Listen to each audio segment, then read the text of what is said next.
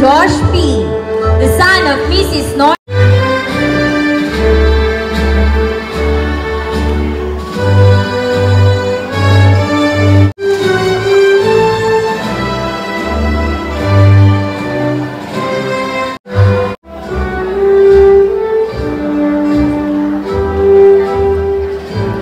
Arcala Eileen M., the daughter of Mr. and Mrs. Arnold M. Arcala.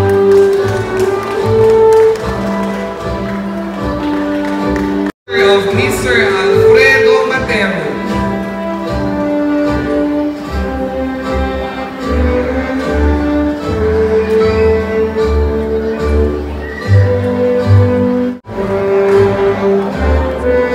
The daughter of Mr. and Mrs. Marcelito G. Domingo.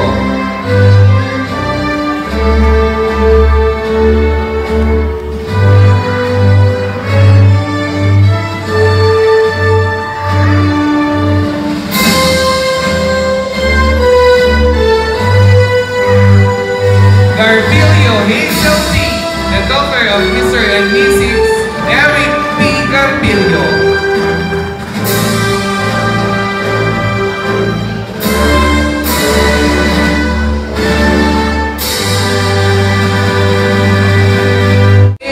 The daughter of Mrs. Perlita Ancheta.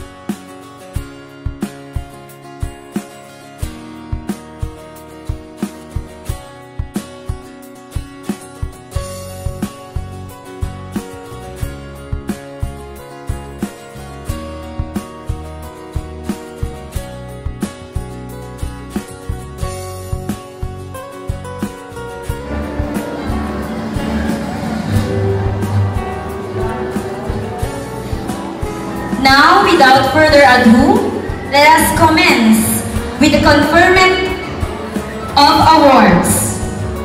Our first awardee, let us have Melody L. Cadiz with honors.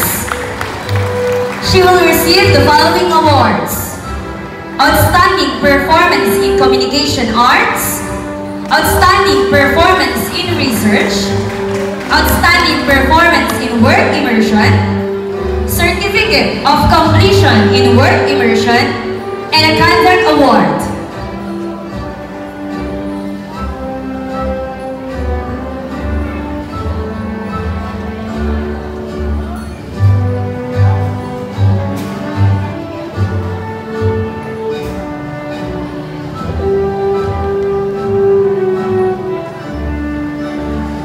Next awardee is Mr. Jojo Argalabay with honors.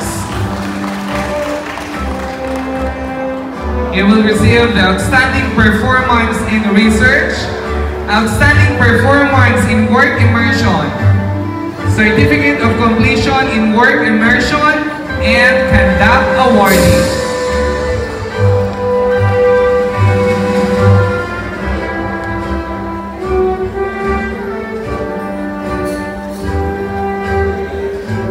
Another awardee is Melody G. Hervasio with honors.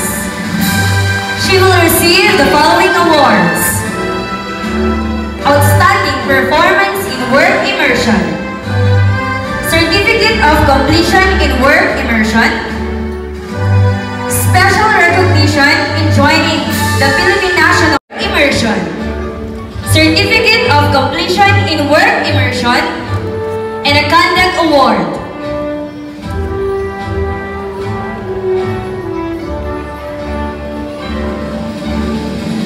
Next awardee is Miss April Joy D. Lacanduza with honors.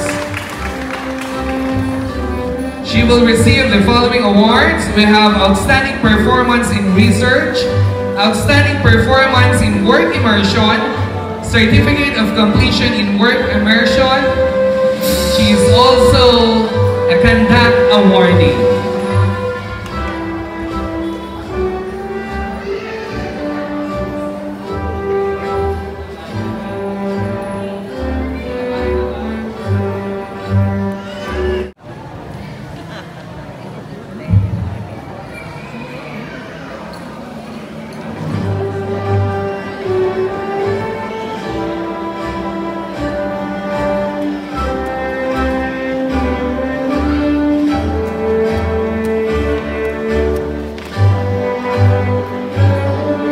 Ladies and gentlemen, our academic awardees.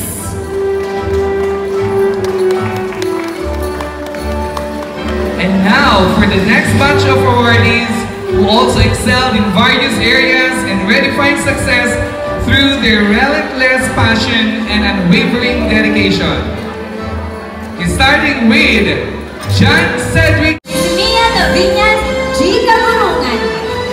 She will receive the following awards: Outstanding Performance in Work Immersion, Certificate of Completion in Work Immersion. Gusto ko na ulit graduate, sir.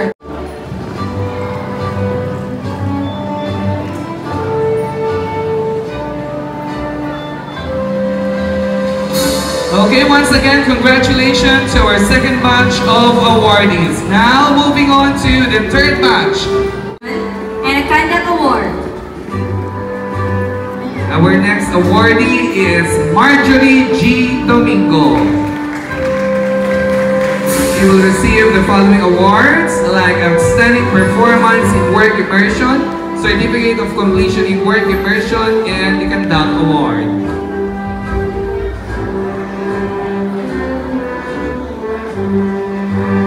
To our parents na palaging nandyan at sumusubaybay para sa ating mga anak. At dahil dyan, eto na po yung bunga po ng mga sakripisyo ninyo. Okay? May we request again for a picture taking?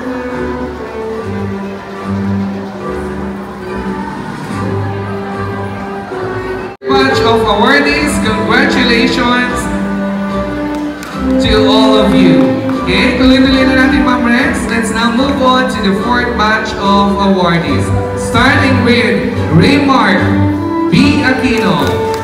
He will receive the following awards: Outstanding Performance in Work Immersion and Certificate of Completion in Work Immersion. Jake Anthony B. Balmes, Outstanding Performance in Work Immersion and Certificate of Completion in Work Immersion. We also have Ian Daniel N. Basco. He will receive Outstanding Performance in Work Immersion and Certificate of Completion in Work Immersion.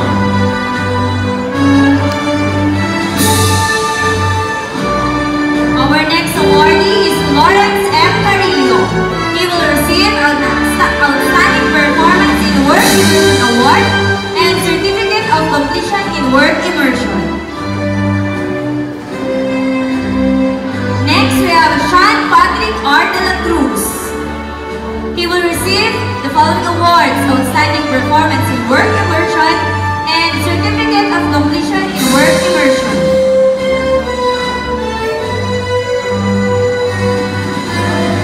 We also have Clarence A. Domingo. He will receive an Outstanding Performance in Work Immersion Award and Certificate of Completion in Work Immersion. Yan, they're Sa going to pag-aaral. read now. Yeah, Yung mga sir. pinaghirapan nila ng ilang taon, ilang araw, ilang buwan, at ilang taon nila sa senior high school. Yes, sir. Kaya naman, for sure, proud na proud ang kanilang mga parents. Picture. Siyempre, masasabitan ang kanilang mga anak na mga... To our parents na palaging nandyan at sumusubaybay para sa ating mga anak. At dahil dyan, eto na po yung bunga po